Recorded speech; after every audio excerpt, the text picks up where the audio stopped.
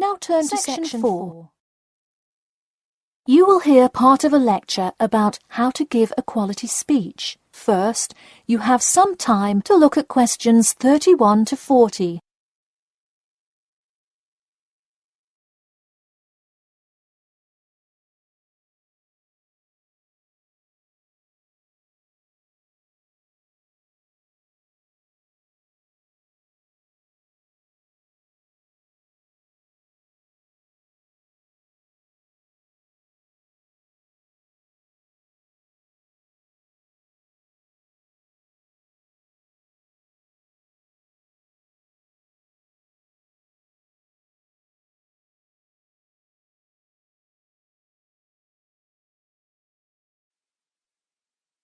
Now listen carefully and answer questions 31 to 40.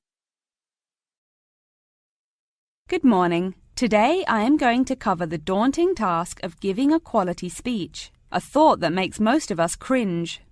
In fact, 90% of all people feel nervous about public speaking, about 10% of whom are described as genuinely terrified. Hopefully, when we are finished here today, you all will be in the 10% of the population who do not feel nervous at all. Did you know that lecturers tend to get more nervous if the speech they are giving is an important one? It makes sense, right? You probably wouldn't be nearly as nervous to address your residence hall about the proper use of the recycle and compost bins as you might be if you were asked to give the graduation speech to your entire 5,000 student class. So what is it that makes some people completely comfortable in front of crowds? Some people think that the ability to give a good speech is a gift that others are simply born with. This is almost never the case. Public speaking can be learned with practice. The first most important thing you can do to improve your confidence in delivering a speech is to prepare a quality speech. Honestly, while the content of your speech is relatively important, the audience will really only remember the last sentence you say. It is a good idea to structure the rest of your speech to lead up to this last point to really drive your message home. This is a good way to ensure that your speech is well organized.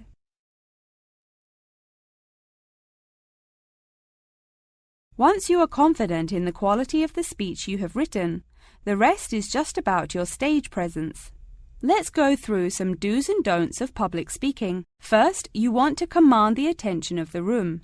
Do not, I repeat, do not proceed with your speech until the audience is paying attention. Even Martin Luther King Jr.'s I Have a Dream speech wouldn't have made any difference in the world without the undivided attention of his audience. To continue with the I Have a Dream example, one of the reasons that MLK was such an effective orator was his ability to speak with passion and engage with his audience. That sort of charisma does not come from reading straight from paper. Don't get me wrong, it is a good idea to write your main ideas down on a note card, sheet of paper or something. But one factor that will consistently lead to a boring, forgettable speech is writing down your entire speech. Do not write your full speech down. If you are constantly reading your paper, you are not making eye contact with your audience, and thus failing to really express the feeling that goes with your ideas. I advise you write 1 or 2 ideas, so if you suddenly draw a blank, you have something to jog your memory. If you've written a good speech that you believe in, those ideas should be sufficient to keep you on track. Once you have those ideas written down, give your speech a few practice runs in front of the mirror, into your sound recorder on your phone, or with a friend before it comes time to address a crowd. That way, you can hear how the ideas come across, make sure there are no abrupt transitions, and find out whether you are talking too fast or too slow. Timing is important. Make sure you time yourself beforehand to see how long your speech is. That is pretty much it. With practice, you'll be able to deliver an expert speech that engages and even maybe inspires your audience. Just remember, speak with emotion. No one wants to listen to someone reading from a script. As I come to a close in my speech, I'll point out that I have employed all of these tips that I have covered. I practiced my speech ahead of time and timed it, and I can even show you my one small index card with just 3 simple bullets on it. It's as easy as that.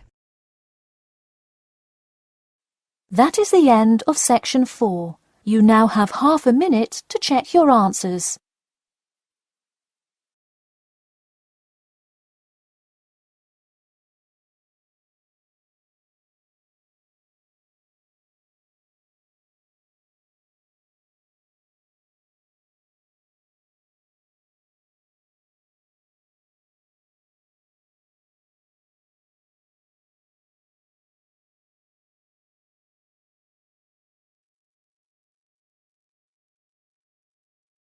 That is the end of the listening test.